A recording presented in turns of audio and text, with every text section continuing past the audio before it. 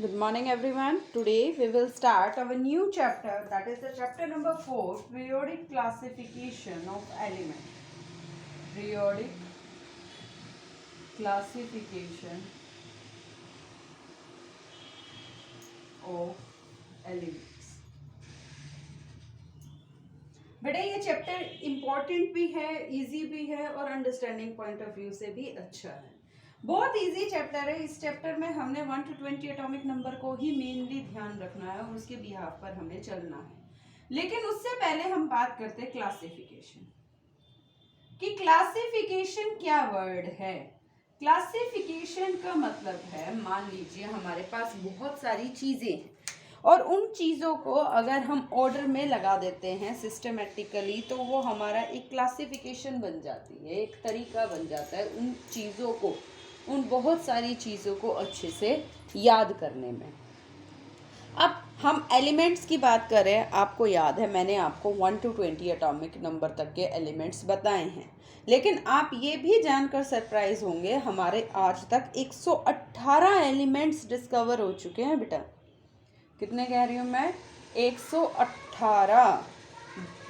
जब हमारे इतने सारे एलिमेंट डिस्कवर हो चुके हैं तो उनको अरेंज भी करना आना चाहिए। तो on the basis of that कि सबसे पहले जो हमारे क्लासिफिकेशन की अरेंजमेंट की बात कही गई वो किस तरीके से कही गई, या हम कहते हैं कि क्लासिफिकेशन अरेंजमेंट कैसे की गई, तो सबसे पहला जो साइंटिस्ट था वो था हमारा डोब्रेनियर। जो सिस्टम था वो था डोब्रेनियर ट्राइएड सिस्टम। कौन सा सिस्टम था बेटा हमारा सबसे पहले वाला? डोब्रेनियर ट्राइएड सिस्टम। जो डोब्रेनियर ट्राइएड सिस्टम है बेटा हमारा, डोब्रेनियर साइंटिस्ट था JW डोब्रेनियर, उसने जो सिस्टम दिया था।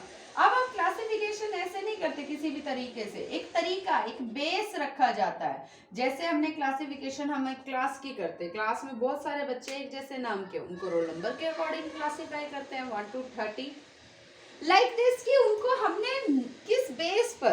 तो डोब्रेनियर ने भी अपने क्लासिफिकेशन का बेस रखा बेटा एटॉमिक मास, यानी इंक्रीजिंग ऑर्डर ऑफ एटॉमिक मास, कि पहले सबसे कम मास का, फिर ज्यादा, फिर उससे ज्यादा, यानी उसका ये अरेंजमेंट का बेस था इंक्रीजिंग ऑर्डर ऑफ एटॉमिक मास। अब उसने अरेंजमेंट में क्या बताया? ट्राइएड। ट्राई का मतलब 3 का सेट बताया, कि डोब्रेनियर ट्राइएड ने क्या कहा कि 3 एलिमेंट का सेट है, मान लो A B C, ये सेट है हमारा, ये कम मास का, ये ज्यादा और ये ज्यादा।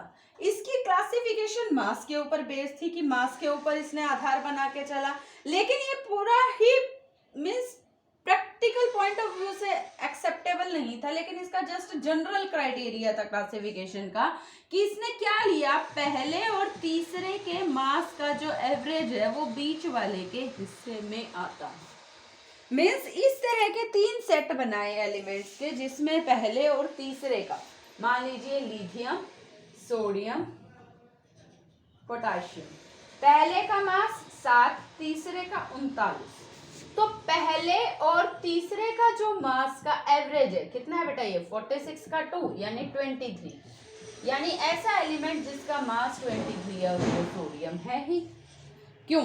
वो सोडियम है, यानी उसने ऐसे 3 एलिमेंट्स के सेट्स बनाए जिनमें ही arranged the 3 elements in increasing order of mass, where the mass of middle one is the rough of average mass of other 2 elements.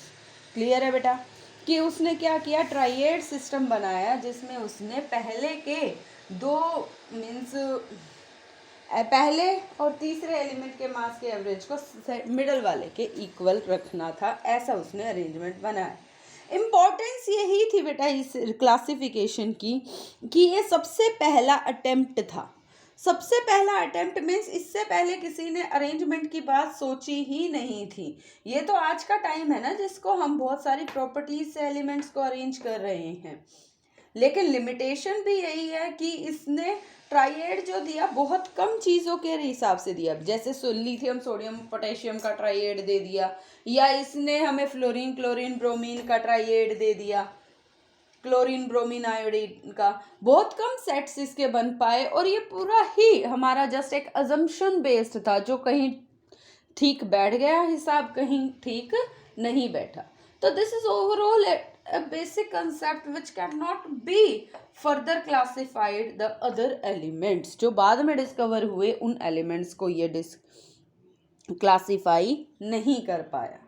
तो बेटा इसके बाद जो हमारा सेकंड आया अरेंजमेंट के बेस पर, फर्स्ट तो डोबरेनिया ट्राइएड सिस्टम था, सेकंड आया बेटा Newland law of Octave.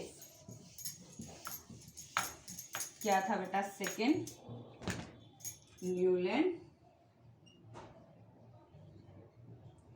Law of octaves. Newland law of octaves भी हमारा किसके ऊपर बेस्ड था? Increasing order of atomic mass के ऊपर बेस्ड था।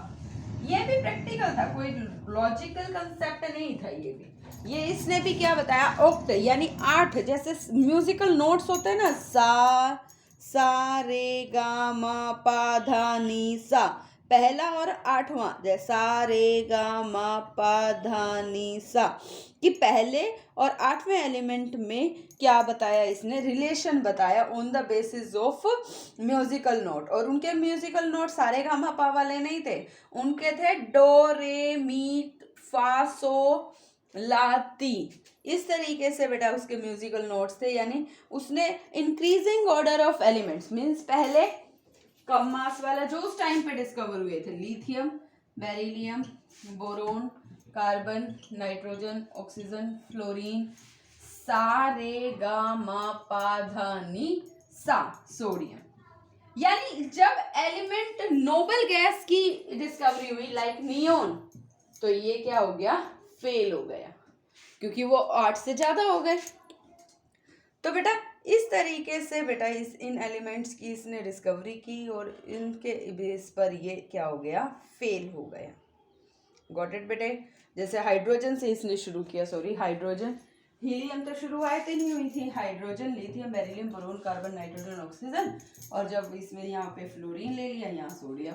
तो जब नोबल गैसेस की डिस्कवरी हुई तो ये कम्प्लीटली फेल हो गया। यानी ये प्रैक्टिकल पॉइंट ऑफ व्यू से इतना इम्पोर्टेंट नहीं था और ये सिर्फ कैल्शियम तक हेल्पफुल रहा है। उसके बाद न्यूलैंड ने सिर्फ यही मान के चला कि सिर्फ 56 एलिमेंट्स, आगे कोई और एलिमेंट डिस्कवर नहीं होगा, लेकिन ऐसा नहीं था। आगे इन फ्यूचर में भी और बहुत सारे एलिमेंट डिस्कवर हुए। और इसने क्या किया? उसने अपने एलिमेंट को टेबल में फिट बैठाने के लिए ना, इसने 2 एलिमेंट्स को सेम स्लॉट में रख दिया, जैसे कोबाल्ट और निकल। बुक में देखोगे बेटा आप, तो कोबाल्ट और निकल को इसने सेम स्लॉट में रख दिया, कोई रीजन भी नहीं बताया, और ये सिर्फ लाइटर एलिमेंट्स के लिए एप्लीकेबल हुआ। तो बेटा ये प्रैक्टिकल या हम कहें किसी भी प्रॉपर्टी के ऊपर बेस्ड नहीं थी अरेंजमेंट। हाँ, इंक्रीजिंग ऑर्डर ऑफ एटॉमिक मास जरूर था, पहले कम मास का, फिर ज्यादा, फिर ज्यादा, फिर ज्यादा, लेकिन उन एलिमेंट्स को एक साथ रखने का इनका कोई लॉजिकल कंसेप्ट भी नहीं था। जब इस तरह के कंसेप्ट नहीं थे तो ये भी क्या हो गया? लिमिट हो गया, यानी ये लॉ भी क्या हो गया? लॉ क्लासिफिकेशन क्या हो गई? फेल हो गई। तो बेटा इसके बाद जो क्लासिफिकेशन आई वो हेल्पफुल बहुत रही, लेकिन वो भी आगे मॉडिफाइड हुई, and that classification is Mendeleev periodic table.